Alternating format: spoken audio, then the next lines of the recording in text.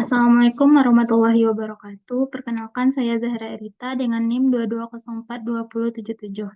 Di sini saya akan menjelaskan tentang sistem informasi manajemen. Di mana pokok bahasannya yang pertama yaitu tentang perangkat keras atau hardware, yang kedua input device atau perangkat masukan, yang ketiga proses device atau perangkat pemrosesan, dan yang terakhir yaitu perangkat lunak.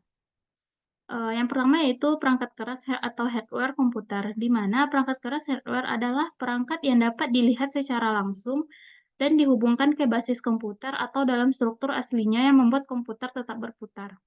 Perangkat keras adalah perangkat fisik yang dapat digunakan untuk mengumpulkan, memasukkan, memproses, menyimpan, dan mengekspor data sebagai hasil dari pemrosesan data. Fungsi perangkat keras adalah untuk mendukung semua komputerisasi dan bekerja pada perintah yang dimasukkan pengguna atau yang biasa dikenal dengan brainware. Fungsi perangkat keras umumnya yaitu untuk mendukung kerja komputer, menampilkan atau menerima input atau masukan proses, mengolah data atau informasi, memberikan output, serta menyimpan data atau informasi yang tersimpan di dalam maupun di luar komputer. Yang kedua yaitu input device atau perangkat masukan. Input device adalah alat yang digunakan untuk menerima input dari luar sistem dan dapat berupa sinyal input atau maintenance input. Di dalam sistem komputer, sinyal input berupa data yang dimasukkan ke dalam sistem komputer, sedangkan maintenance input berupa program yang digunakan untuk mengolah data yang dimasukkan. Dengan demikian, alat input selain digunakan untuk memasukkan data, juga untuk memasukkan suatu program.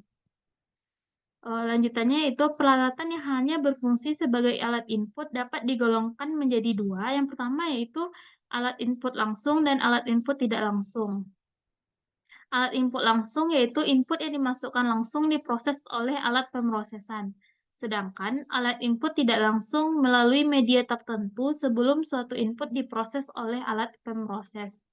Alat input langsung dapat berupa papan ketik atau keyboard, pointing device misalnya mouse, touchscreen, like pen, digitizer, graphic table, tablet, scanner, atau misalnya magnetic character recognition, optical data reader atau optical character recognition reader, sensor misalnya digizing kamera, voice recognizer, atau misalnya mikrofon.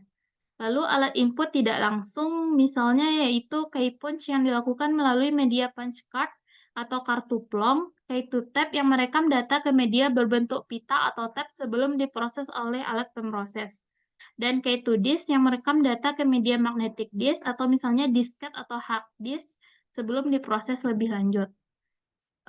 Yang ketiga yaitu process device atau perangkat pemrosesan. Processing device di dalam komputer merupakan sebutan bagi perangkat keras yang berfungsi memproses sekaligus mengolah data yang diterima dari peralatan input lalu dikeluarkan lagi menjadi hasil informasi yang siap diterima oleh manusia. Contoh processing device yaitu misalnya CPU, motherboard, RAM, ROM, memori, VGA card, LAN, hard disk, CD-ROM, DVD-ROM, dan power supply. Selain sebagai processing device, motherboard, RAM, ROM, memori, VGA card, LAN, hard disk, CD-ROM, dan DVD-ROM juga merupakan perangkat penyimpan atau storage device. Yang terakhir yaitu perangkat lunak, di mana perangkat lunak atau yang biasa dikenal dengan software adalah serangkaian instruksi yang ditulis dalam bahasa pemrograman yang digunakan untuk mengoperasikan komputer.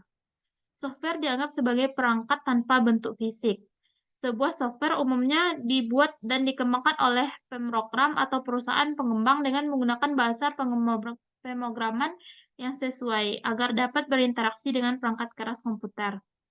Software berfungsi sebagai perantara antara pengguna dan perangkat keras dalam memudahkan pelaksanaan tugas yang dilakukan oleh pengguna.